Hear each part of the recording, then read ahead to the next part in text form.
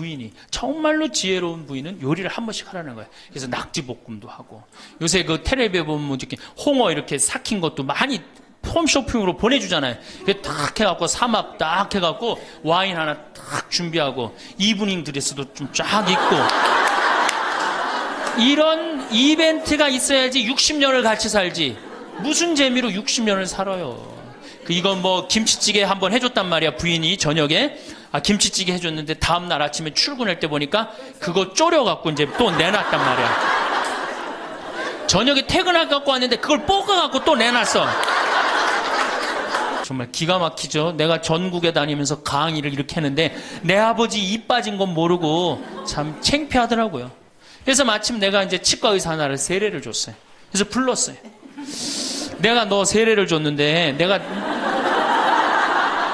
네 세례를 주면 내가 네 영적인 아버지다. 근데 우리 육적인 아버지가 이가 하나도 없다. 1세기에 이 노인의 시대가 이제 도래를 했습니다.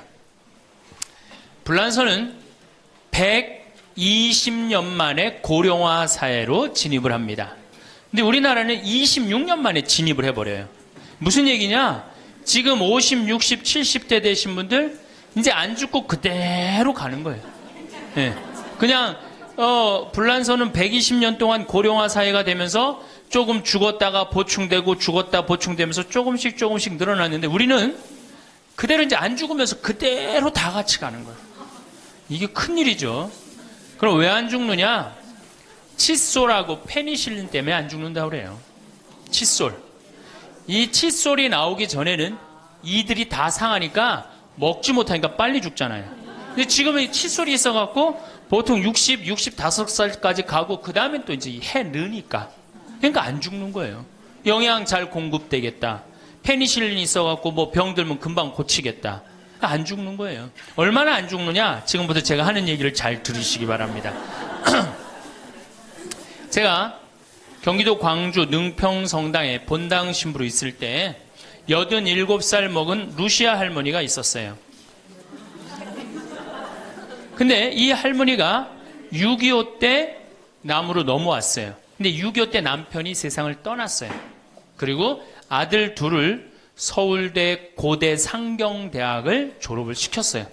혼자서 이렇게 아들들을 둘 다 은행장을 하고 있고 얼마나 할머니가 출세를 했어요. 그런데 이 할머니하고 아들 출세한 건 전혀 상관없어요. 이 할머니가 77부터 방에 들어누웠어요. 그러니까 10년 동안 방에 들어놓으면 무슨 생각밖에 안 들어요. 외롭고 정말로 아침부터 밤중까지 가만히 들어놓여 있는데 무슨 삶의 낙이 있겠어요. 살 만큼 살았는데. 그러면 내가 이제 할머니 손을 꼭 붙잡고 뭐라고 그러냐면, 할머니 걱정하지 마세요. 내가 성당 가서 어떻게 좀 해볼 테니까 걱정하지 마세요. 제가 그렇게 이제 할머니하고 공동체를 한 6개월 동안 했는데 6개월 만에 아들이 밤에 전화가 왔어요. 신부님, 우리 어머니 돌아가실 것 같다는 거예요. 왜 그러냐 그러니까 화장실에서 넘어져갖고 갈비뼈 2대가 부러진 거예요. 근데 이 할머니가 87인데 몸이 말랐어요. 갈비뼈 2대 부러지면은 그 나이에 똑 부러졌다고 그러는데 거의 즉사예요. 80 넘어갖고 뼈 부러지면 뼈가 안 붙어서 죽는 경우가 되게 많거든요. 그래서 내가 이제 병자 가방을 들고 쫓아갔어요, 할머니한테. 그랬더니 할머니가 막 숨을 몰아 쉬더라고요. 그래도 제가 보좌 신부를 16,000명, 13,000명 이런데 보좌 신부도 하고 본당 신부도 한 4,000명, 5,000명 해갖고 또 병자 성사를 많이 해갖고 딱 보면 알아요. 3개월 갈 거다, 한 달 갈 거다. 그래서 내가 아들한테 그래요. 한 3개월 갈 것 같으니까 3개월 정도 준비하라. 그럼 3개월에 어김없이 딱 가는 거예요. 근데 그 할머니를 딱 보는데 그날을 못 넘기겠더라고요. 그래서 이제 할머니 손을 붙잡고, 할머니 나하고 오늘 못 넘길 것 같으니까 나하고 총 고해성사 하자. 할머니 하느님이 열심히 믿었고 좀 아들들 훌륭하게 잘 키웠고 매일 그렇게 묵주기도 했으니까 내 생각에는 할머니 직천당이다. 오늘 돌아가시면 바로 오늘 하늘나라 올라가시는데 가면은 요셉 성인도 보고 베드로 성인도 보고 싶은 남편도 보고 성모님도 보고 예수님도 보고 내 안부도 전해줘라. 바로 가니까. 네. 할머니는 내 손을 꼭 붙잡고 뭐라 그러냐? 신부님 그동안 너무 고마웠다는 거예요. 올 때마다 사탕도 갖고 오고 선물도 갖고 오고 내 얘기도 들어주고 그래도 외롭지 않게 신부님 왔을 땐 행복했다는 거예요. 그래서 이제 내가 할머니 손을 잡고 할머니 장례미사 내가 잘해줄 테니까 강론도 잘하고 걱정하지 말아라. 하여튼 직천당 가서 이제 안부도 전해주고 내가 강론 잘해줄 테니까 걱정하지 말고 잘 가셔라. 할머니는 그동안 너무너무 고마웠다. 그러면서 이제 서로 손을 꼭 잡고 죽기로 이제 합의를 이제 봤어요. 이제.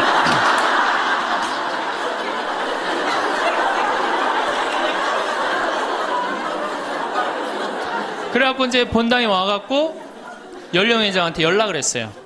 우리 그 루시 할머니 돌아가실 것 같으니까 빨리 가서 임종경 해라. 그 사무장한테는 내가 이제 내일 아무래도 장례가 나을 것 같으니까 장례 준비를 해라. 이제 그리고 이제 기다리는데 일주일이 돼도 연락이 없고 2주일이 돼도 연락이 없는 거야. 한 달 만에 다시 봉성체 신청이 들어왔어요. 그래서 내가 가갖고 할머니한테 그래서 할머니 어떻게 된 거냐. 우리 살아서 안 보기로 하지 않았느냐. 근데 왜 살아있느냐. 그랬더니 할머니가 우리 아들들이 어머니 돌아가시면 안 된다고 삼성의료원에 데려다가 그걸 붙여갖고 온 거예요. 그래서 그때 이제 할머니가 이제 방에 누워갖고 그전에는 화장실이라도 다녔는데 이제는 이게 부러졌으니까 2년 동안 화장 못 가고 오줌똥을 며느리가 받아냈어요. 그 며느리도 참 착한 며느리죠. 90살이 됐어요. 이런 부활 때 돼갖고 내가 이제 봉송체를 나갔는데 할머니가 일어나서 나온 거예요. 날 마중을 나왔어요. 그리고 하시는 말씀이 신부님 이제 좀 일어나 다닐만 하다는 거예요. 이게 지금 가두션찬을 판국인데 일어나 다닐만 하다. 92살이 됐는데 이 할머니가 내가 성당을 줬는데 성당 어떻게 줬는지 구경하고 싶다고 이게 이불을 뒤집어 쓰고 성탄 전야미사에 나왔어요. 이제는 안 죽어요. 여러분들 정말로 내가 보통 이게 30년을 한 세대로 봅니다. 그렇죠? 그 60까지 결혼 30에서 60까지 이 정말 오래 사는 거예요. 근데 요즘은 이제 90까지 한 남자하고 60년을 살아요. 살만해요? 한 남자하고 한 여자하고 한 남자하고 부부로 만나서 딱 30년 사는 게 가장 맞대요. 그래서 그걸 30년을 한 세대로 보는 거예요. 근데 이게 더블로 사네. 한 남자랑. 저는 생각 잘했죠. 장가 안 가고 혼자 사는 게 정말 좋은 거예요. 또 내가 그 능평성당에 있으면서 겪었던 일인데 이 할아버지가 73살이야. 요셉 할아버지가 73살인데 며느리가 나보다 1살 어려요. 마침 우리 고향 사람이야. 그래서 아주 참 내가 이뻐했죠, 마음으로. 근데 이 며느리가 애를 4을 낳았어요. 그게 참 착해요. 누가 봐도. 그래서 다 효녀라고 그랬어요. 효부라고 그러고. 이렇게 보면은 정말로 성당도 열심히 나오고 시어머니 시아버지도 잘 모시고. 근데 나한테 와서 이제 개인적으로 신세 한탄을 할 때는 그러는 거예요. 신부님 시집살이 하기 너무 힘들다는 거예요. 우리 시어머니 시아버지는 아침 점심 저녁으로 따뜻한 밥만 원한다는 거예요. 8명을 아침 점심 저녁 밥 세끼를 한다고 생각해 보세요. 힘들겠어요? 안 힘들겠어요? 여러분들 힘들겠죠? 네. 그래서 내가 이제 그 마음으로 이제 새기고 할머니 할아버지들을 모시고 온천을 간 적이 있어요. 다 온천을 이제 끝나고 난 다음에 이제 우리 할아버지가 이제 73살 먹은 요셉 할아버지가 막걸리를 근사하게 드시더라고. 그래서 내가 할아버지한테 그랬어요. 한 잔 따라 드리면서 할아버지 왜 밥 세끼를 집에서 먹느냐? 한 끼 노인정 가서 먹어라. 노인정 가서 친구들하고 고스톱도 치고 바둑도 두고 그러면 치매도 안 걸리고 그렇게 전심 한 끼 나가서 먹으면은 며느리도 아침 다 상 치고 난 다음에 학부형도 만나고 친구들도 만나고 아니 며느리가 무슨 징역 사는 것도 아니고 아침 점심 저녁 세 끼를 다 차려줘야 되니 얼마나 힘드냐. 그랬더니 이 할아버지 저한테 화를 내는 거예요. 신부님 난 노인정 가기 싫다는 거예요. 아니 왜 노인이 노인정 가기 싫으냐. 그랬더니 이 할아버지가 저한테 명언을 했어요. 무슨 명언을 했냐면 형들이 심부름을 시켜서 가기 싫다는 거예요.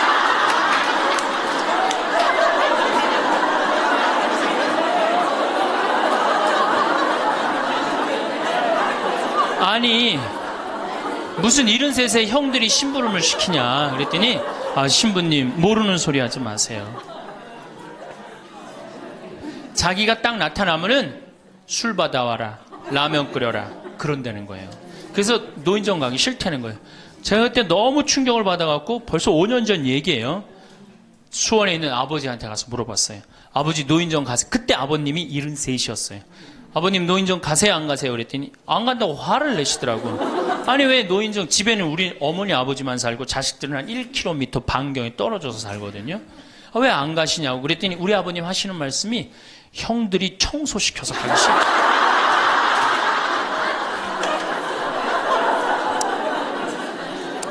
제가 알아보니까 75살 이하를 청노인이라고 그래요.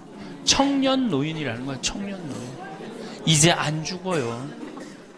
제가 여기 3년 전에 수원 고등동 성당에 95살 먹은 할머니가 오셔갖고 래프팅 하고 가셨어요. 배 타는 거 있죠? 그래서 내가 그때 그래서 할머니 참 죽기 전에 이렇게 래프팅도 하고 가니까 너무 좋다고 그랬더니 그 할머니가 나도 원이 없다고 이렇게 이 나이에 래프팅 배 타고 강에 래프팅을 했다고. 작년에 97인데 또 와서 또 하고 갔어요. 그러니까 여러분들 100살 산다는 거 지금 막연한 얘기가 아니에요. 여러분들 100살 산다는 게 확실하게 여러분들은 앞으로 남은 인생이 50년 남아있어요.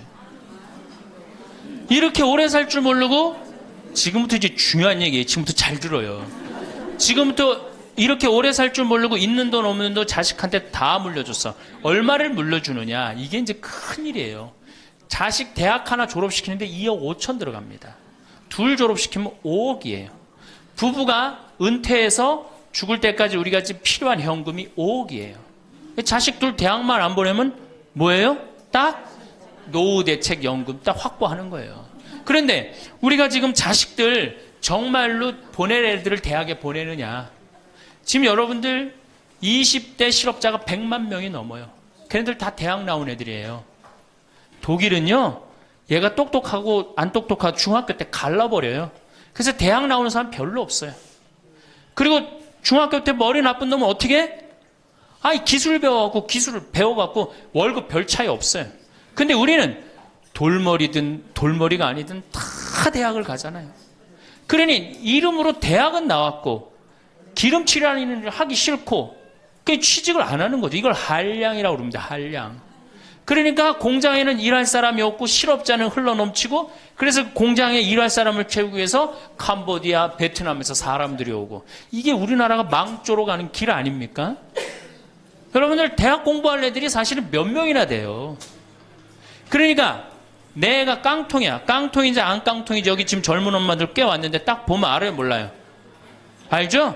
내가 정말로 1등을 하는 애인지 꼴등을 하는 애인지 금방 드러나잖아요. 여러분들이 포기를 못해서 그렇지. 이 깡통한테 있는 돈 없는 돈 다 쏟아붓어.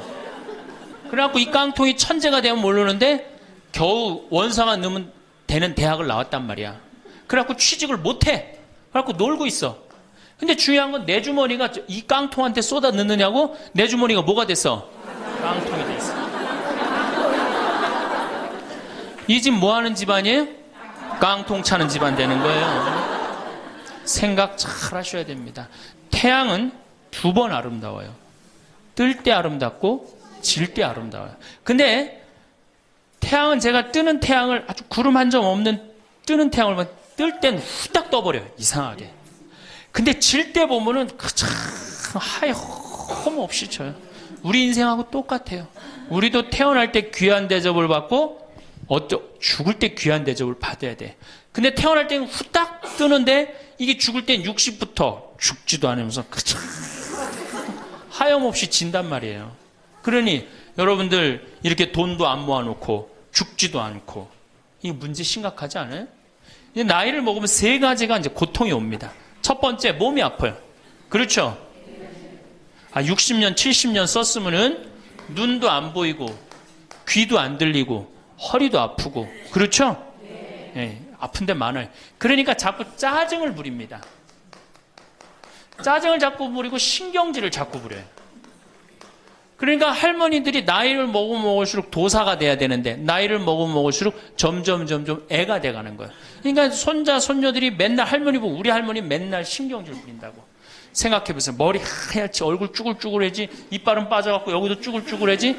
웃어도 전찬을 판국에 거기서 막 신경질 부리고 짜증 부리면 어느 자식이 그걸 보면서 행복해하고 오랫동안 좋은 마음으로 모실 수 있어요.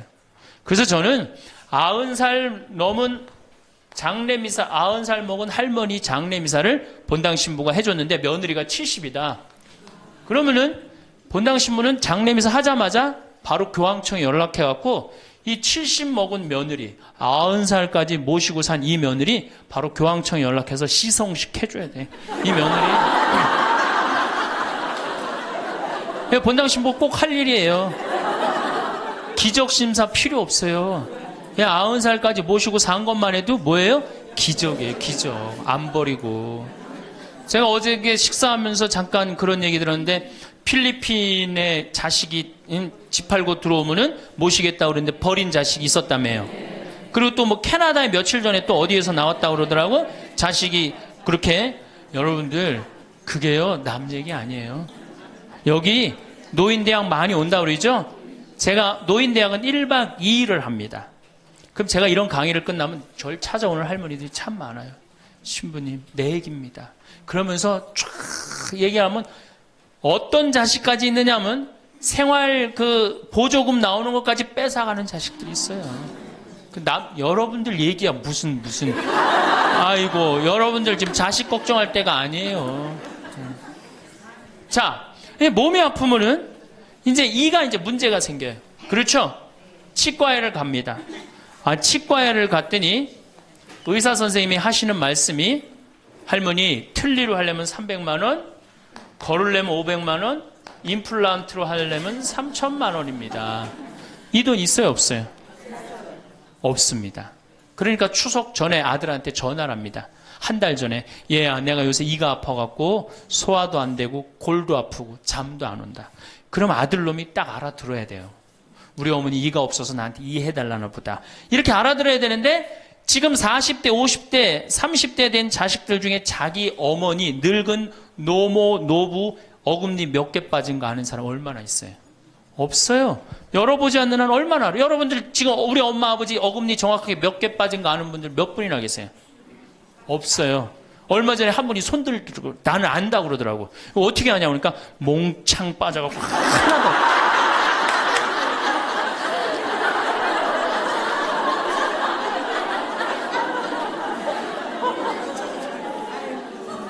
그러지 않는 한 자기 부모님 어금니 몇 개 빠진 거 아는 사람 없어요. 제가 지금 강의를 한 10만 명 이상 했는데 정말로 아는 사람들 없어요.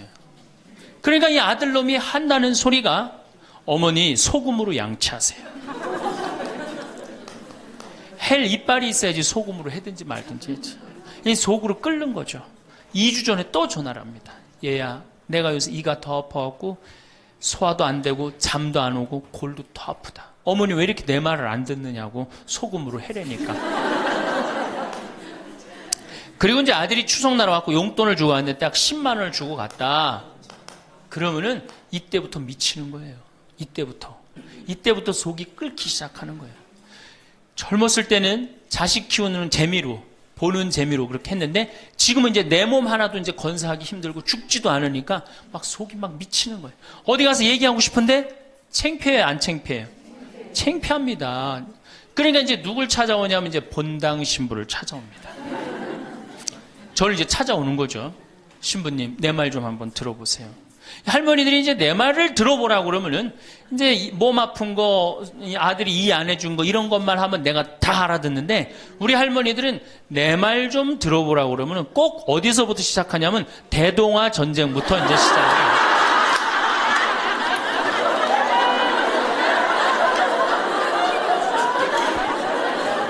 이래야지 이제 속이 풀리는 거예요. 내가 신부님 대동아 전쟁에 시집 와갖고 노숟가락 뺏긴 얘기, 시집살이 한 얘기, 정말 고생한 얘기. 그래서 신부님 이제 해방이 됐어요. 해방이 돼갖고 좀 살만한가 했더니 글쎄 6.25가 터지지 않았어요. 6.25 아직 이빨 얘기 나오려면 멀었어요. 이제 6.25 일사후퇴 얘기. 그리고 이제 53년부터 참 우리 지금 70대 80대 된 할머니 할아버지들한테 잘해야 돼요. 53년부터 62년까지 똥구멍이 찢어지게 가난하게 고생한 얘기 합니다. 전 정말 몰랐어요. 똥구멍이 찢어지게 가난하다는 얘기를 참 많이 들었는데, 그래서 할머니한테 한번 물어봤어요. 할머니, 똥구멍이 찢어진 게 뭐예요? 신부님, 말도 마십시오. 6.25 전쟁 때 여러분 2차 세계대전에 쏟아놓은 폭탄을, 그거 남은 폭탄 다 우리나라에 다 쏟아붓어요. 그러니 전쟁 끝나고 뭐가 있어요? 전부 다 폐허가 돼갖고 아무것도 없죠. 가을에 우리나라가 한 85% 이상이 소작농이에요. 겨우 자기 해 먹을 거 그것밖에 안 됐어요. 전쟁 끝나고 9월에 이제 추수를 합니다. 9월에 추수를 하면 먹을 게 언제 떨어져요? 2월에 떨어져요. 그럼 보리는 언제 펴요? 5월에. 여러분도 오시면서 보리밭 보셨어요. 보리밭 이렇게 있는 거. 5월에 이제 보리가 피면은 2, 3, 4, 5월을 견뎌야 되는데 먹을 게 있어요? 없죠. 그러니까 산에 풀뿌리 캐서 먹고 나물 캐서 먹고, 그것도 모자라면 이제 뭐를 캐서 먹느냐면, 뭐를 먹느냐면 소나무 껍질 안에 하얀 속살, 그거를 이제 벗긴다 그래요. 그걸 벗겨갖고 말린다 그래요. 말려갖고 그걸 간대요. 할머니들 옛날 할머니들 생각나시죠?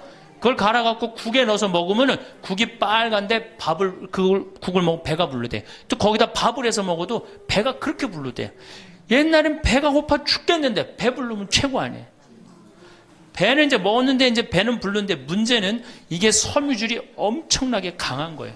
이게 야채나 뭐 채소나 과일의 섬유질하고 틀리대요. 그래갖고 이제 이게 들어가면 소화가 안 되고 딱딱하게 굳는 거예요. 수분이 빠지고. 대장에 가면 이제 딱딱한 돌덩어리로 굳는 거예요.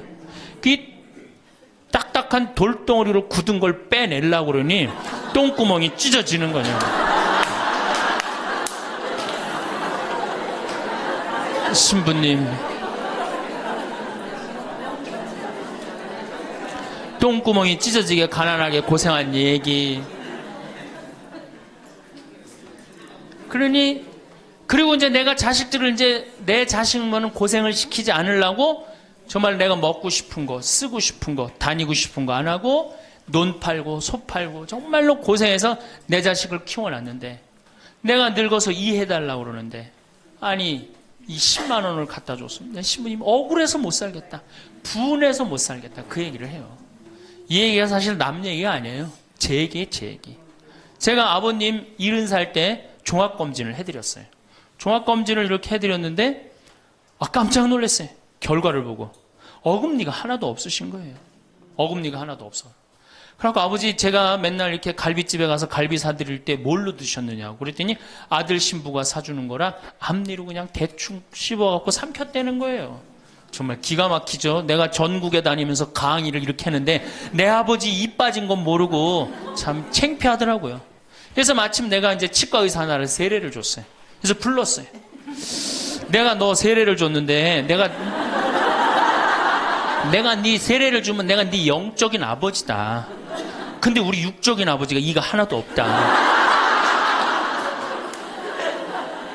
돈은 내가 요것밖에 없으니까 네가 아버지다 생각하고 완벽하게 해놔라. 뭐 가장 정성을 들여서 해놔라. 내가 뭐 그 병원도 축성도 해주고 다 해줬으니까.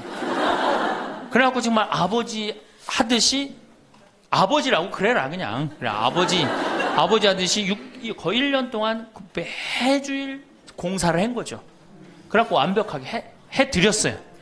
그 다음부터 이제 갈비집에 가도 이제 심지까지 뜯어 드시고, 그 다음부터 이제 지리산 꼭대기까지 뛰어 올라갔다 떼어내놨다. 두 번째, 친구가 없어요. 이거 아주 중요한 겁니다. 몸 아픈 거. 우리나라가 OECD 국가 중에 노인 자살률이 1위입니다. 누구보다 높아요? 일본보다 2배가 높아요. 일본은 고독사 하기로 유명한 나라예요. 늙어서 혼자 죽기로 유명한 나라예요. 근데 우리나라는 그 나라보다 자살률이 2배가 높아요. 왜? 경제적인 이유 때문에. 왜? 여러분들 여기 이제 할머니, 할아버지도 몇 분 계신데, 자, 내가 돈에 주머니가 없어. 그럼 바깥에 나가고 싶어, 안 나가고 싶어요? 당연히 안 나가고 싶어요. 아, 내가 저 모임에 나가갖고 뭐 한번 얻어먹었어. 그 다음에 내가 그 친구한테 사줘야 되는 내가 돈이 없어. 그 다음 만나게 돼요, 안 만나게 돼요? 나이 먹어갖고 돈이 없으면 자신이 없어져요. 자신이 없어져요. 그러니까 여러분들 초등학생이 학원비가 50만 원, 지금 중학생이 70만 원, 고등학생이 90만 원이에요. 그러면은 내가 이 90만 원 중에 20만 원만 떼어서 어머니 용돈 줘봐. 우리 어머니 신나서 살걸? 근데 내 자식 학원비 90만 원 안 갖고 오는데 부모 30만 원 용돈? 여러분들 지금 자식들이 부모한테 용돈 얼마 주는 줄 아세요? 1년에 100만 원 줘요. 그 나누면 8만 원이야, 8만 원. 그걸 받으려고 있는 돈 없는 돈 대동아 전쟁부터 고생해가면서 그렇게 키워요? 이제는 부모 자식지간의 효의 개념은 끝났어요. 효는 끝났다고 그래요. 많은 사회학자들이 효는 끝났다. 사랑만 남아있다는 거예요. 이 얘기도 이제 제가 곧 할 거예요. 자, 친구가 없으니까 속이 좁아져요. 그렇게 했어요, 안 그렇게 했어요? 아니, 친구들이 있으면 얘기도 좀 하고 속도 풀고 그러면 속이 좀 이렇게 맺혔던 것도 풀잖아요.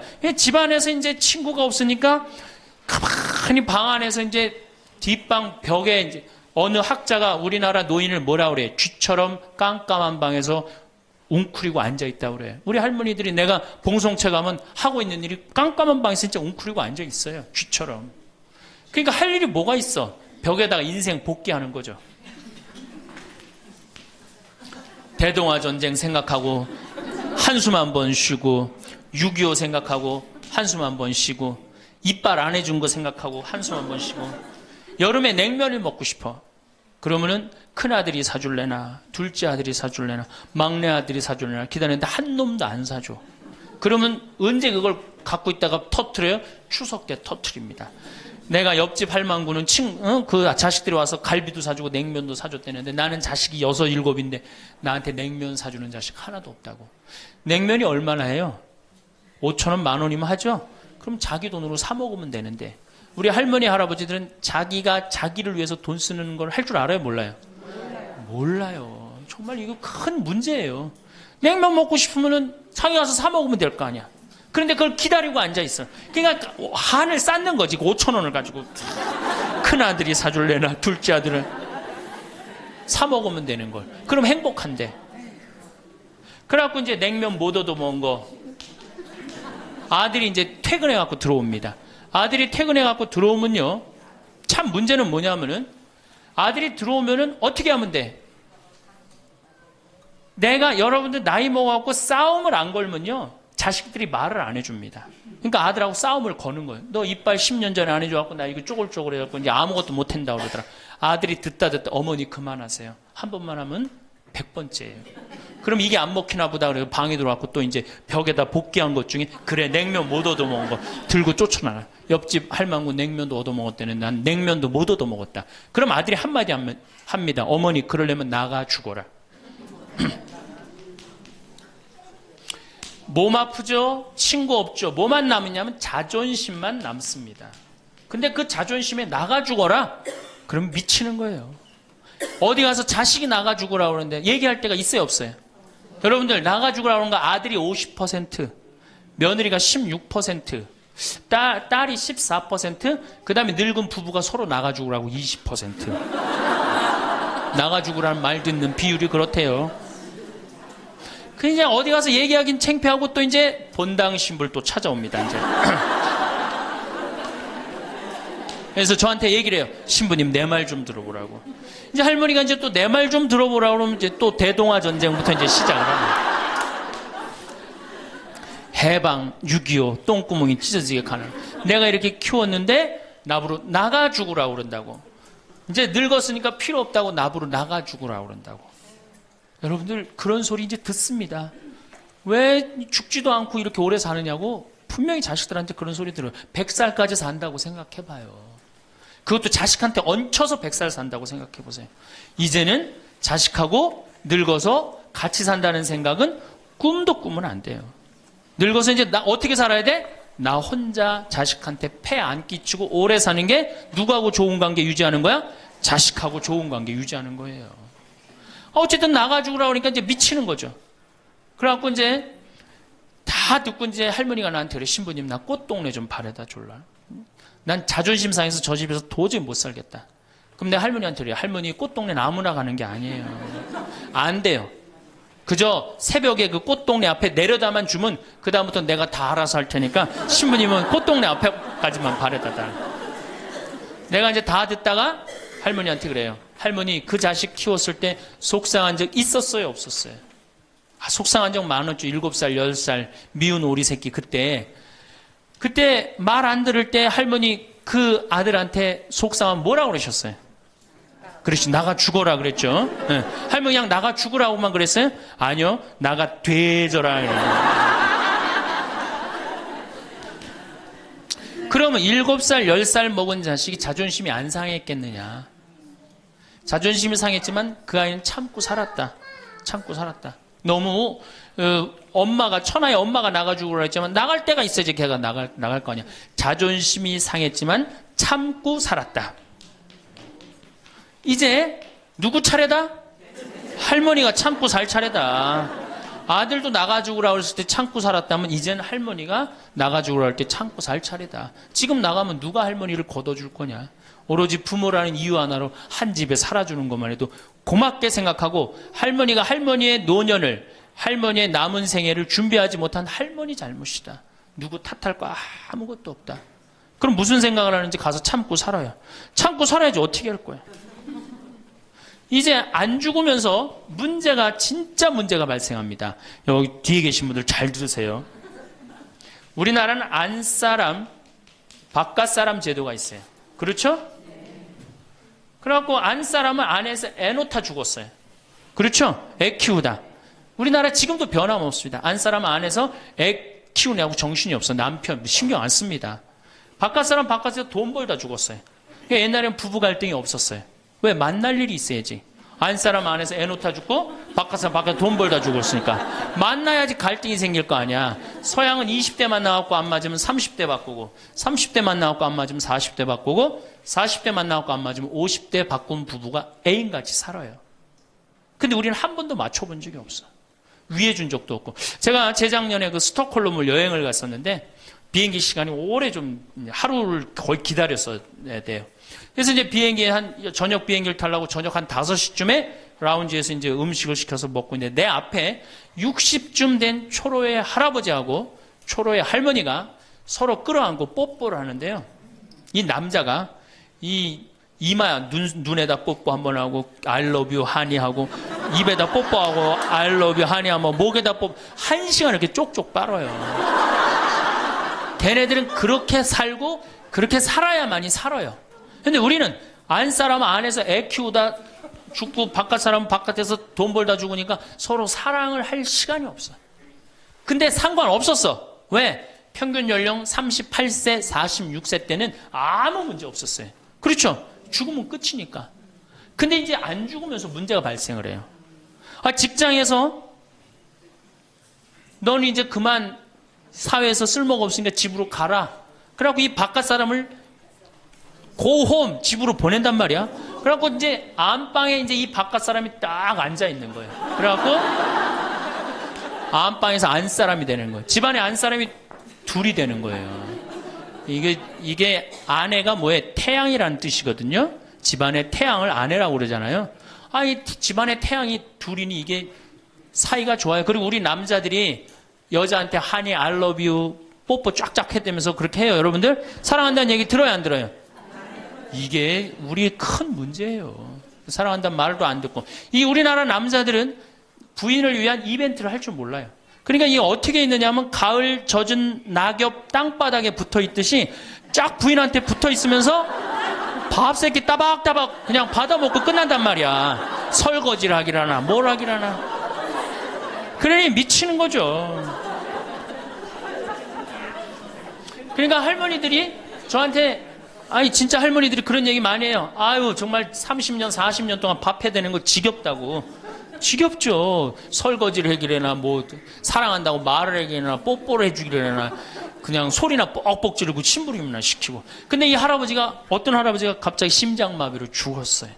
그냥 얼마나 할머니가 좋아. 심장마비로 죽었으니. 병원에 가니까 의사가 딱 청진길 대더니 아유, 할아버지 돌아가셨다고, 심장마비로. 이제 간호사한테 다 처리해갖고 냉동실로 모시라고. 영안실로. 그래갖고 이제 영안실로 이렇게 할머니가 이제 이렇게 할아버지 뒤를 따라가는데 이 할아버지가 가다가 깨어난 거예요. 깨어나갖고 이제 할머니가 뒤 따라온단 말이야. 그러니까 아우, 나 좀 살아났으니까 얘기 좀 해달라고 막 그러니까 이 할머니가 못 들은 척.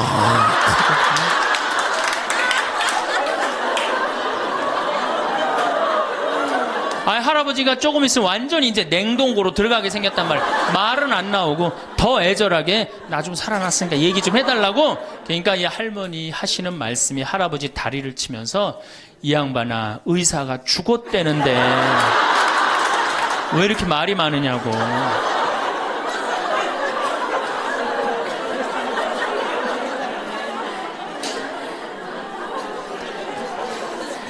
반대로 우리 여성들, 우리나라 이 여성 아내들이 남편한테 잘하느냐? 여러분들 남편한테 잘하세요? 여러분들 남편이 바깥에 나가면 왕 대접받는 남편이 얼마나 있을 것 같아요? 없습니다. 그럼 층층샷 나가면 섬기는 사람이에요. 굽신거려야 되는 사람이고.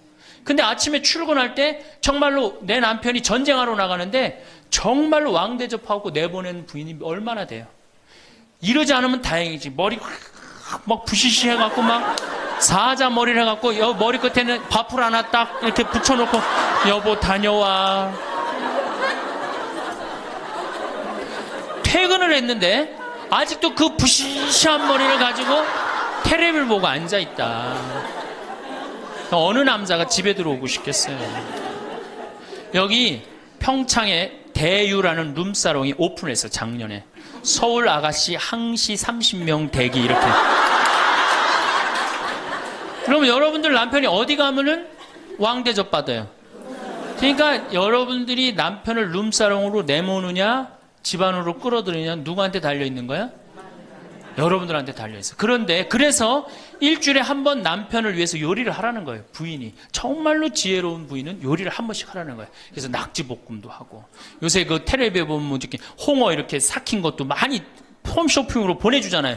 딱 해갖고 삼합 딱 해갖고 와인 하나 딱 준비하고 이브닝 드레스도 좀 쫙 입고 이런 이벤트가 있어야지 60년을 같이 살지.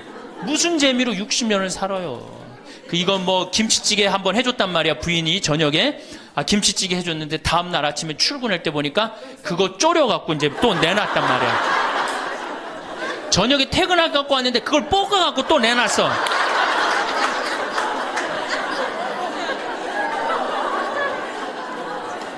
여러분들 자식한테 쏟는 거 반만 남편한테 해보세요. 여러분들 아마 얻고 살 거예요. 나이 먹어서 유일한 친구가 누굽니까? 남편이고 아내밖에 없어요. 제가 평택에서 본당 신부를 할 때 할머니 한 분이 남편이 평생 바람 피고 노름하고 술 먹고 나가서 딴살림했어요. 근데 이 할아버지가 늙어갖고 중풍이 걸린 거예요. 중풍이 걸려갖고 반신불수가 되고 집에 들어온 거예요. 그러니 할머니가 믿겠어요, 안 믿겠어요? 밉죠. 나만 보면은 빨리 죽었으면 좋겠다. 매일 입버름처럼 했어요. 그러니까 이 할아버지가 또 말도 못하는 중풍이 이제 와갖고 고해성사를 이제 이렇게 할머니하고 할아버지하고 같이 들어와요. 그래갖고 이제 할머니가 이제 할아버지 잘못한 걸 다 나한테 얘기를 해줘요. 그러면은 할아버지가 그걸 받아들이면 되는데 안 받아들입니다. 할머니를 때리는 거예요. 내가 언제 그랬느냐. 그러니 난 내가 봐도 야, 저 할아버지 양심도 없구나. 그냥 젊었을 때 저러더니 늙어서 고해를 대신까지 해주는데 얼마나 고마워. 그런데도 그냥 그 할머니를 때리고 저렇게 구박을 하니 참 정말로 빨리 죽었으면 좋겠다. 그런 생각을 했어요. 근데 그 할아버지가 돌아가셨어요. 마침 내가 있을 때. 그래서 내가 장례 미사를 해주고 할머니 손을 꼭 잡고 그랬어요. 할머니 이제 그동안 고생 많이 했으니까 이제 편안하게 집에 가서 이제 행복하게 쉬시라고 남은 여생 그래갖고 이제 할머니를 보냈는데 그 밤 11시에 할머니가 전화를 했어요. 신부님, 우리 집에 좀 와달라는 거예요. 한참 자는데. 왜 그러시냐고 그러니까 그 병상에 누워있던 남편이 없으니까 이 집이 그렇게 무섭고 쓸쓸하고 외롭고 허전하다는 거예요. 지금 빨리 와서 기도를 해달라는 거예요. 그래서 자다가 또 옷도 갈아입고 이제 내가 가고 그 할머니 이제 안수기도 해주고 이제 손잡고 기도해주고 오면서 늙어서 남편이 죽는다. 그날로 여러분들은 아무것도 아니에요. 완전히 홀로 되는 거예요. 그러니까 정말로 귀하게, 지금 자식을 귀하게 해줘야 돼? 남편을 귀하게 해줘야 돼? 그러니까 오늘 당장 집에 가고 학원 끊어요. 학원 끊고 대학 다닌 자식 있으면 당장 휴학시키세요. 자, 맨 마지막으로 이제 돈이 없어. 이게 이제 제일 큰 문제죠. 그렇죠? 돈만 있으면 어때요? 해요? 자식하고 관계가 굉장히 좋습니다. 돈만 있으면. 어느 정도로 좋으냐? 작년에 내가 여기 우리 생태마을에 콩을 계약 재배를 했어요. 계약 재배를 했는데 1억 원어치 정도 콩을 샀어요. 그런데 제가 무슨 일이 좀 생겨갖고 돈이 없어졌어요. 있던 돈이. 그 돈이 이제 한 2달이나 3달 후에 나오는데 농민들은 빨리 돈을 달라는 거예요. 이 계약 재배해갖고 왜 안 주냐. 그래갖고 쩔쩔 매는데 꼭 요맘때예요. 우리 어머니가 딱 오시더니 아들이 막 쩔쩔 매고 사람들이 막 농민들이 왔다 갔다 하는 걸 보고 왜 그러시냐고 신부님. 그래서 내가 원래 계약 재배를 했는데 돈이 원래 한 2억이 들어오기로 했는데 그 돈이 안 들어왔고 내가 지금 못 줘서 지금 너무너무 당황스럽다고 그냥 그 얘기만 저는 했어요. 근데 어머니가 일주일 동안 있기로 하셨는데 그냥 집에 가시더라고요. 우리 누나한테 가자 그랬더니 차로 가셨어요. 다음날 어머니가 전화를 하셨어요. 신부님, 내가 그 돈 해서 보냈다는 거예요.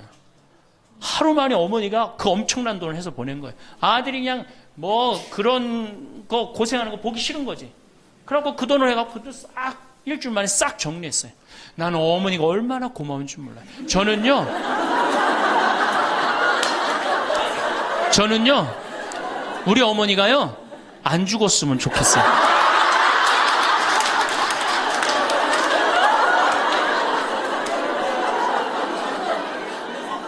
얼마나 좋아요. 은행이 이렇게 꿔주겠어요? 은행이 꿔줘요?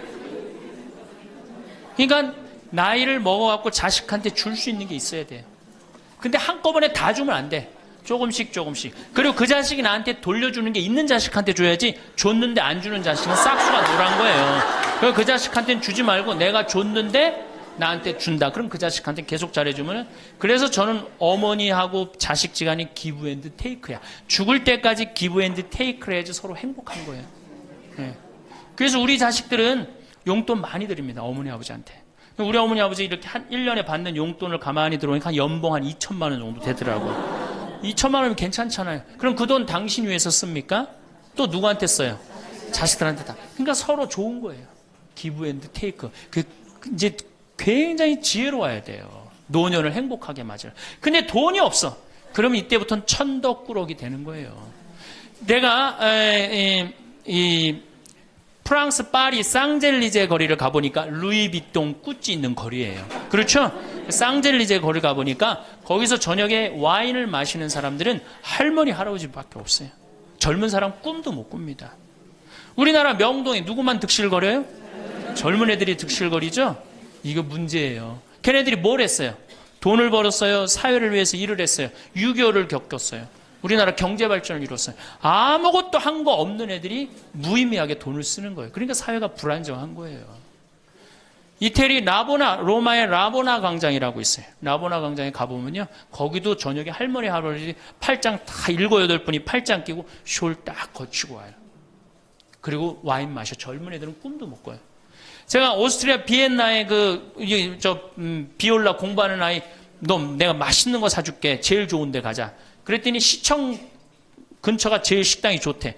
17명이 밥을 먹는데 15명이 할머니, 할아버지예요.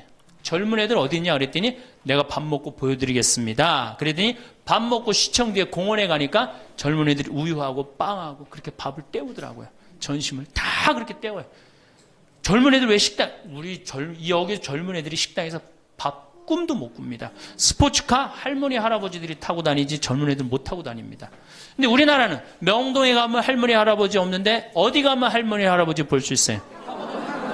그렇죠. 탑골공원에 가면 거기서 배식 받아서 밥 먹고 있는 거. 이게 세상이 거꾸로 돌아가는 거예요.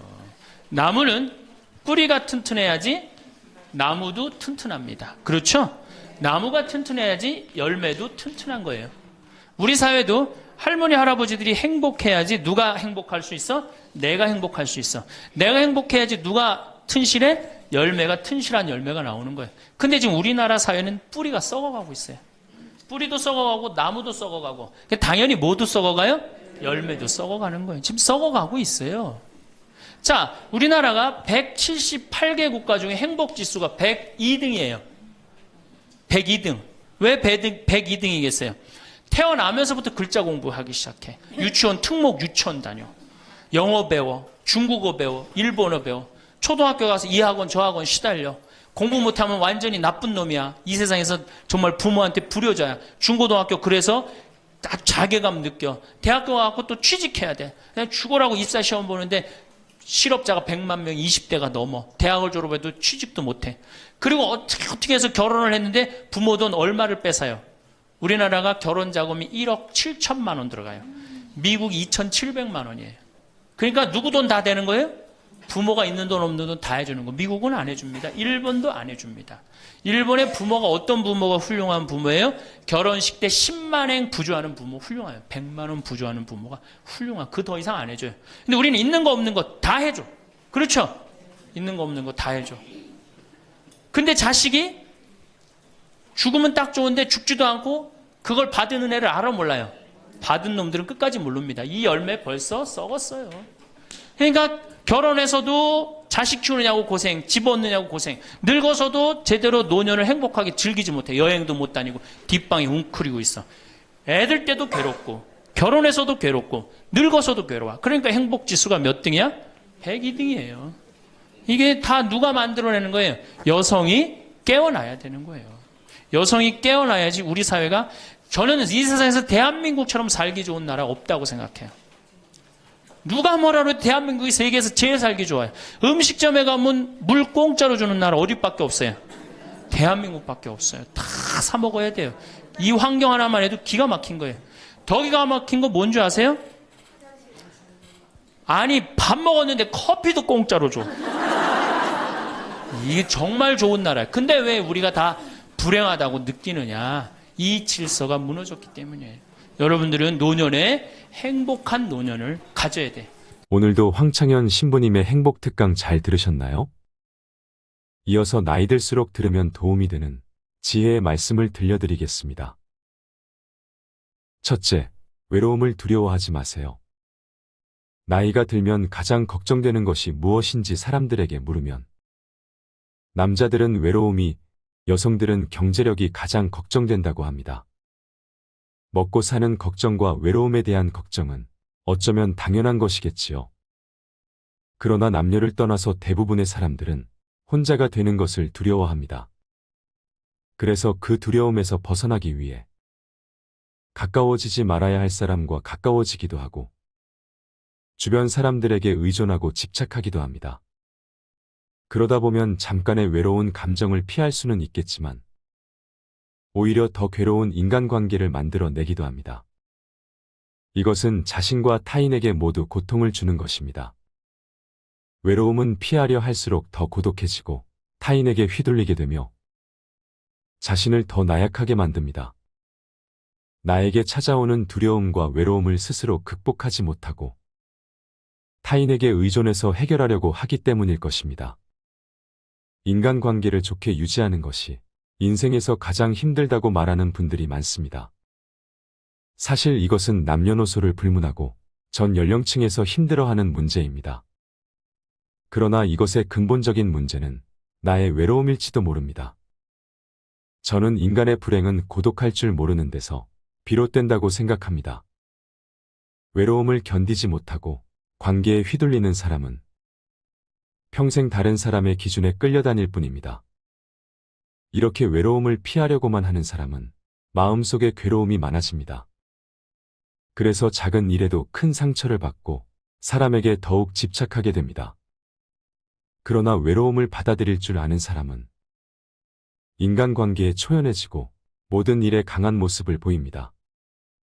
다른 사람과의 관계가 단절되는 것이 두렵고 그로 인해 고통을 느끼는 것을 외로움이라고 정의한다면 고독은 그 외로움을 선택하는 것입니다. 외로움이란 혼자 있는 고통을 표현하는 말이고 고독은 혼자 있는 즐거움을 표현하는 말이라고 합니다. 외로움이 그 자체로 존재하는 것이라면 고독은 내가 선택할 때 존재하는 것입니다. 우리는 고독할 줄 모르기에 외로움에 몸부림치고 있는 것입니다. 외로움은 혼자 있는 것을 원치 않는 상태에서 겪는 괴로움이고 고독은 혼자 있는 것을 원하는 상태에서 겪는 기쁨이라고 할 수 있습니다. 혼자 있는 것을 즐기는 능력을 갖추면 건강한 인간관계는 물론 내 인생을 주도적으로 이끌 수 있는 힘을 갖게 됩니다.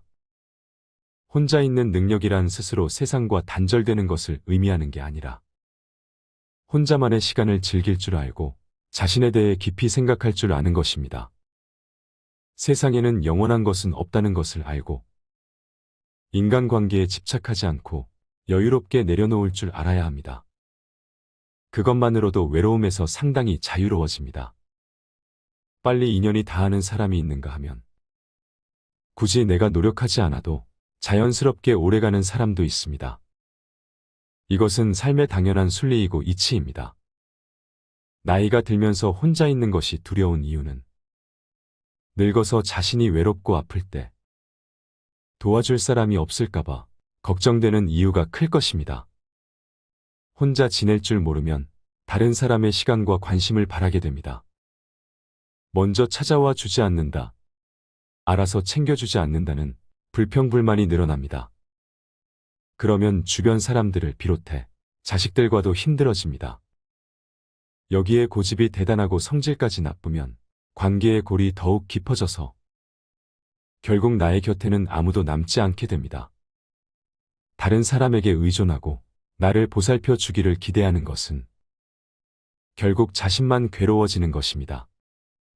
종교가 있다면 자신이 혼자가 아니라는 내면의 힘을 얻을 수 있고 반려동물과 함께하면 외로움을 달래줄 수도 있습니다. 꾸준한 취미생활과 봉사활동을 통해 다양한 사람들을 만나는 것도 좋습니다. 이렇게 혼자 살아가는 방법을 배우는 것은 삶의 질을 높이는 길입니다. 세상에 자신을 위해서 할 수 있는 일들은 정말 많습니다. 자기 스스로 두려움을 극복하고 적극적인 인생을 살아가시길 바랍니다. 둘째, 내 주변에 있는 사람을 소중히 대해야 합니다. 매일 함께 지내는 사람은 자꾸만 단점이 보이고 갈등도 자주 생기다 보니 싫을 때가 있습니다. 이럴 때 같이 사는 사람에게 무례하게 말하거나 싫은 마음을 드러내는 것은 현명하지 못한 것입니다. 가까이 있다는 것만으로 그 사람의 소중함을 잃어버리고 살아가기 쉽습니다. 가까운 사람일수록 더 소중하게 대해야 하고 그 사람의 가치를 잊고 살아가면 안 됩니다. 여러분 중에서 곁에 있는 사람에게 함부로 말을 하거나 홀대하고 무관심하며 시간을 보내고 있는 분도 계실 것입니다. 이것은 서로에게 큰 상처가 됩니다. 옛 속담에 중마고우도 말 한마디로 멀어진다는 말이 있습니다. 그만큼 말의 중요성이 크다는 뜻이지요. 내 주변 사람이 부족하거나 모난 부분이 있어도 살피고 챙기며 그 사람이 좋은 방향으로 나아갈 수 있도록 도와주어야 합니다. 특히 사랑하는 사람에게 하지 말아야 할 말을 하는 실수를 저지르지 말고 예의 바르고 다정다감하게 말해보세요. 다른 사람과 비교하거나 자기 생각만 강요하는 것도 좋지 않습니다. 넓은 마음을 가지고 상대방을 존중하는 지혜는 상대방이 당신을 존경하게 만드는 이유가 됩니다. 그래야 소중한 사람을 잃지 않게 됩니다. 우리는 곁에 있는 사람이 소중한 사람이었다는 사실을 너무 늦게 깨닫곤 합니다. 곁에 있을 때 잘해주지 못하고 그 사람이 떠나고 나서 후회하는 것은 부모님이 돌아가신 다음에 후회하는 행동과 많이 닮아 있습니다. 배우자를 비롯해서 곁에 있는 사람의 소중함을 늘 생각하고 후회가 남지 않도록 잘하는 것이 좋습니다. 누군가 내 곁에서 힘이 되어주는 소중한 사람들이 분명히 있을 것입니다. 나중에 여러분이 나이가 들어 혼자인 순간에 그들이 여러분 곁에 있어 줄 것입니다. 셋째, 열린 마음으로 배우고 도전하는 삶을 살아야 합니다. 우리는 익숙하지 않은 새로운 것들에 대해 우호적이며 개방적인 태도를 갖는 것이 좋습니다. 연구 결과에 따르면 우호적이고 개방적인 사람일수록 더 건강하고 행복하다고 합니다. 우호적이라는 것은 다른 사람들과 잘 지내려는 성향을 말합니다. 다른 사람을 배려하고 원만하게 지내려는 마음입니다. 개방적이라는 것은 새로운 것들에 열린 마음을 가지고 도전하는 것입니다. 개방성은 높은 상상력과 호기심이 있습니다. 원만한 관계 속에서 다양한 새로움을 경험하는 사람들이 더 행복하다는 것입니다. 새로운 취미를 찾거나 새로운 것에 도전하는 것은 인생에 활력을 주고 도움이 됩니다.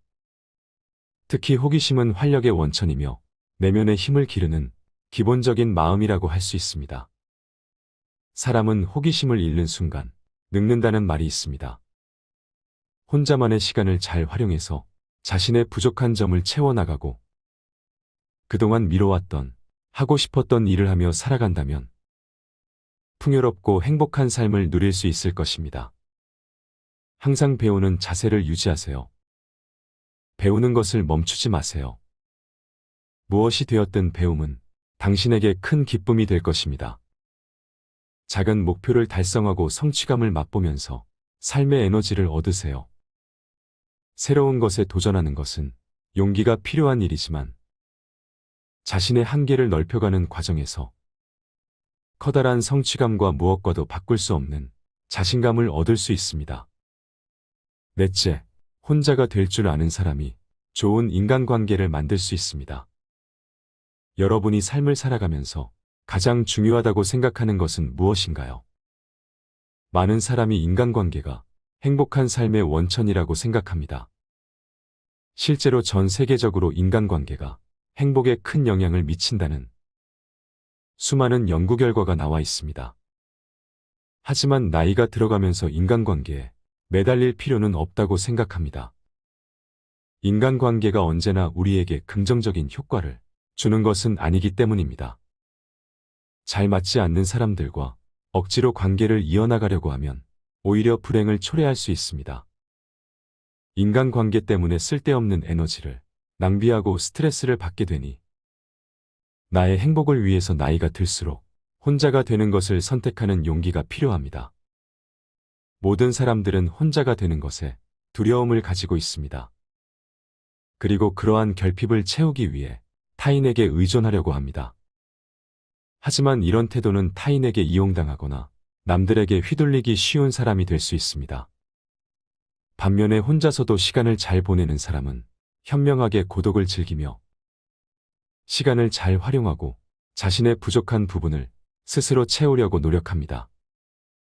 좋은 인간관계를 맺는 것은 삶의 질을 높여주고 행복감을 주는 요소입니다.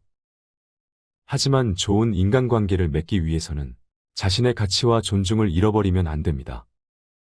단순하게 나이를 많이 먹었다고 성인이 아니라 진정한 성인이란 몸과 마음이 성숙하고 자유와 책임을 다하는 사람을 의미합니다. 성인으로서 자신의 두려움을 극복하고 자신의 삶을 스스로 키워나가면 행복한 삶을 누릴 수 있을 것입니다. 다섯째, 혼자가 될 줄 알아야 다른 사람을 이해할 수 있습니다.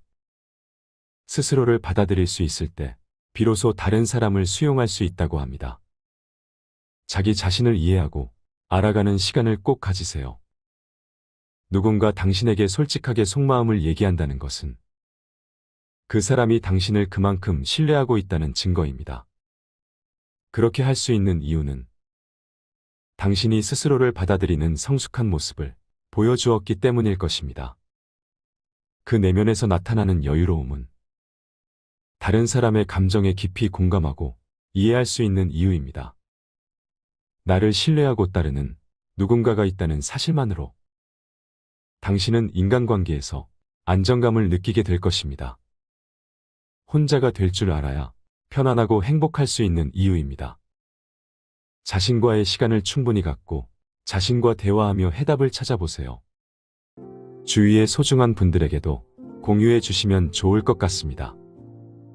한 번 더 들으시면 가슴에 더욱 새겨질 것입니다. 반복 재생합니다.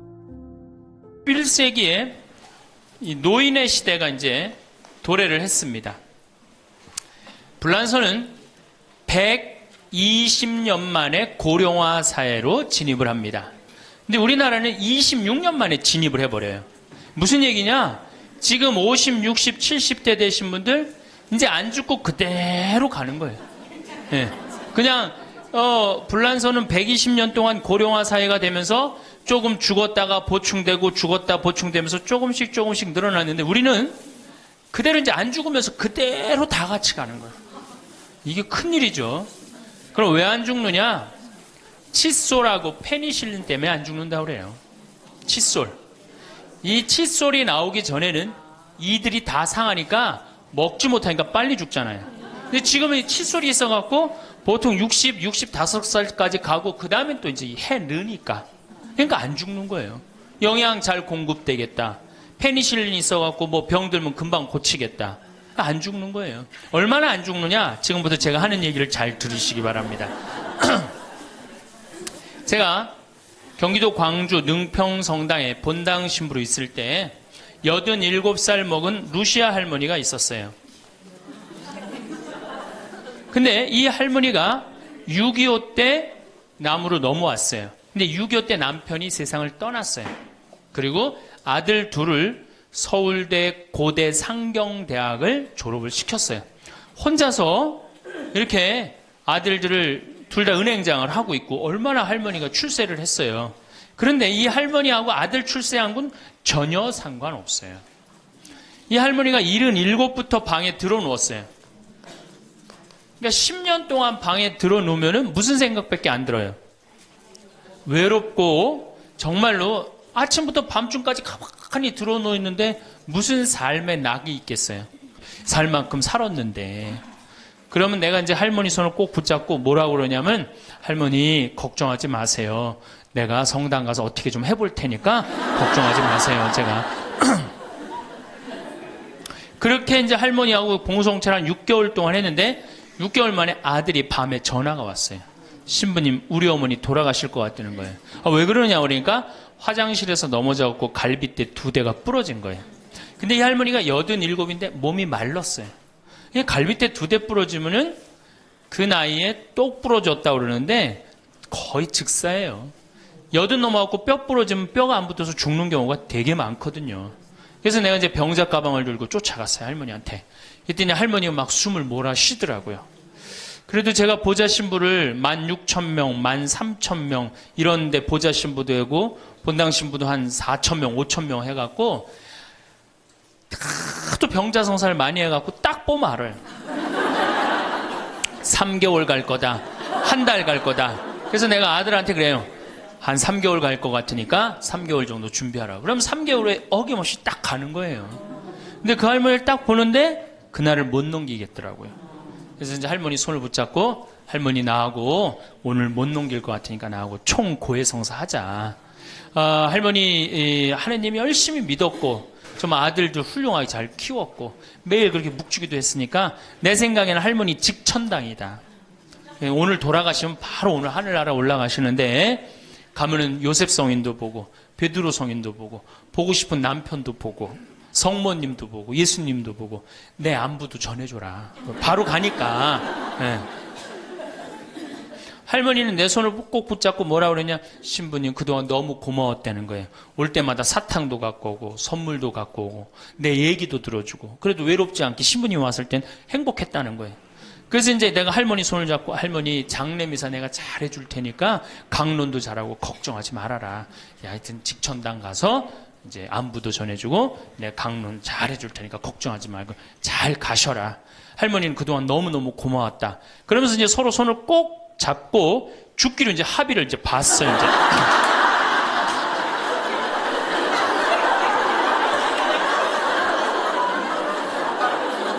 그래갖고 이제 본당에 와갖고 연령회장한테 연락을 했어요. 우리 그 루시아 할머니 돌아가실 것 같으니까 빨리 가서 임종경 해라. 그 사무장한테는 내가 이제 내일 아무래도 장례가 나을 것 같으니까 장례 준비를 해라. 이제 그리고 이제 기다리는데 일주일이 돼도 연락이 없고 2주일이 돼도 연락이 없는 거야. 한 달 만에 다시 봉송채 신청이 들어왔어요. 그래서 내가 가갖고 할머니한테 그래서 할머니 어떻게 된 거냐. 우리 살아서 안 보기로 하지 않았느냐. 근데 왜 살아있느냐. 그랬더니 할머니가 우리 아들들이 어머니 돌아가시면 안 된다고 삼성의료원에 데려다가 그걸 붙여갖고 온 거예요. 그래서 그때 이제 할머니가 이제 방에 누워갖고 그전에는 화장실이라도 다녔는데 이제는 이게 부러졌으니까 2년 동안 화장 못 가고 오줌똥을 며느리가 받아냈어요. 그 며느리도 참 착한 며느리죠. 90살이 됐어요. 이런 부활 때 돼갖고 내가 이제 봉송체를 나갔는데 할머니가 일어나서 나온 거예요. 날 마중을 나왔어요. 그리고 하시는 말씀이 신부님 이제 좀 일어나 다닐만 하다는 거예요. 이게 지금 가두션찬을 판국인데 일어나 다닐만 하다.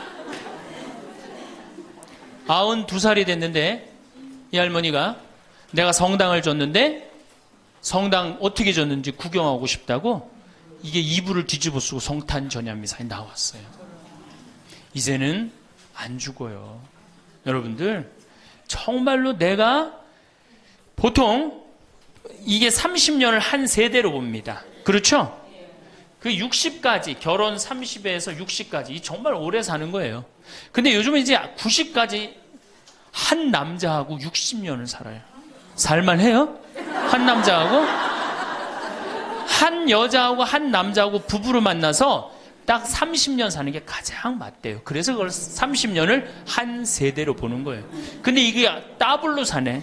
한 남자랑. 저는 생각 잘했죠. 장가 안 가고 혼자 사는 게 정말 좋은 거예요. 또 내가 그 능평성당에 있으면서 겪었던 일인데 이 할아버지가 73살이야. 요셉 할아버지가 73살인데 며느리가 나보다 1살 어려요. 마침 우리 고향 사람이야. 그래서 아주 참 내가 이뻐했죠, 마음으로. 근데 이 며느리가 애를 4을 낳았어요. 그게 참 착해요. 누가 봐도. 그래서 다 효녀라고 그랬어요. 효부라고 그러고. 이렇게 보면은 정말로 성당도 열심히 나오고 시어머니 시아버지도 잘 모시고. 근데 나한테 와서 이제 개인적으로 신세 한탄을 할 때는 그러는 거예요. 신부님 시집살이 하기 너무 힘들다는 거예요. 우리 시어머니 시아버지는 아침 점심 저녁으로 따뜻한 밥만 원한다는 거예요. 8명을 아침 점심 저녁 밥 세끼를 한다고 생각해 보세요. 힘들겠어요? 안 힘들겠어요? 여러분들 힘들겠죠? 네. 그래서 내가 이제 그 마음으로 이제 새기고 할머니 할아버지들을 모시고 온천을 간 적이 있어요. 다 온천을 이제 끝나고 난 다음에 이제 우리 할아버지가 이제 73살 먹은 요셉 할아버지가 막걸리를 근사하게 드시더라고. 그래서 내가 할아버지한테 그랬어요. 한 잔 따라 드리면서 할아버지 왜 밥 세끼를 집에서 먹느냐? 한 끼 노인정 가서 먹어라. 아니, 노인정 가서 친구들하고 고스톱도 치고 바둑도 두고 그러면 치매도 안 걸리고 그렇게 전심 한 끼 나가서 먹으면은 며느리도 아침 다 상 치고 난 다음에 학부형도 만나고 친구들도 만나고 아니 며느리가 무슨 징역 사는 것도 아니고 아침 점심 저녁 세 끼를 다 차려줘야 되니 얼마나 힘드냐. 그랬더니 이 할아버지가 저한테 화를 내는 거예요. 신부님 난 노인정 가기 싫다는 거예요.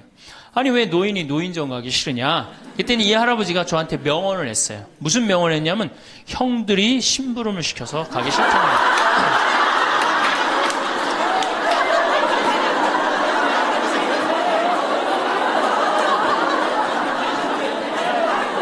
아니 무슨 73세 형들이 심부름을 시키냐. 그랬더니 아 신부님 모르는 소리 하지 마세요. 자기가 딱 나타나면은 술 받아와라, 라면 끓여라, 그런다는 거예요. 그래서 노인정 가기 싫다는 거예요. 제가 그때 너무 충격을 받아갖고 벌써 5년 전 얘기예요. 수원에 있는 아버지한테 가서 물어봤어요. 아버지 노인정 가세요. 그때 아버님이 73이셨어요. 아버님 노인정 가세요 안 가세요? 그랬더니 안 간다고 화를 내시더라고요. 아니 왜 노인정 집에는 우리 어머니 아버지만 살고 자식들은 한 1km 반경에 떨어져서 살거든요. 왜 안 가시냐고 그랬더니 우리 아버님 하시는 말씀이 형들이 청소시켜서 가기 싫다.